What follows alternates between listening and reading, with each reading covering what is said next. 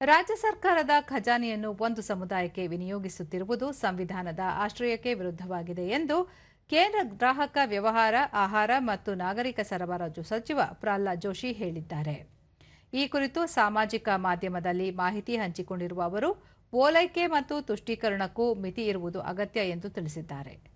ರೈತರ ಸಮಸ್ಯೆಗಳಿಗೆ ಸ್ಪಂದಿಸಲು ಹಣವಿಲ್ಲ, ನೌಕರರ ಸಂಬಳಕ್ಕೆ, ಸರ್ಕಾರಿ ಆಸ್ಪತ್ರೆಗಳಿಗೆ ಔಷಧಿ ಖರೀದಿಗೆ, ರಸ್ತೆ ಗುಂಡಿ ಮುಚ್ಚಲು, ಜನ ಕಲ್ಯಾಣ ಕಾರ್ಯಕ್ರಮಕ್ಕೆ, ಮಕ್ಕಳ ಬಿಸಿಯೂಟಕ್ಕೆ ಹಣವಿಲ್ಲದ ರಾಜ್ಯ ಸರ್ಕಾರ ಮತಬ್ಯಾಂಕ್ ರಾಜಕಾರಣಕ್ಕಾಗಿ ಒಂದು ಸಮುದಾಯಕ್ಕೆ ಭವನ ನಿರ್ಮಿಸಲು ಅನುದಾನ ಬಿಡುಗಡೆ ಮಾಡುತ್ತಿರುವುದು ಸಂವಿಧಾನದ ಸಮಾನತೆಯ ತತ್ವಗಳಿಗೆ ವಿರೋಧವಾಗಿದೆ ಎಂದು ಹೇಳಿದ್ದಾರೆ.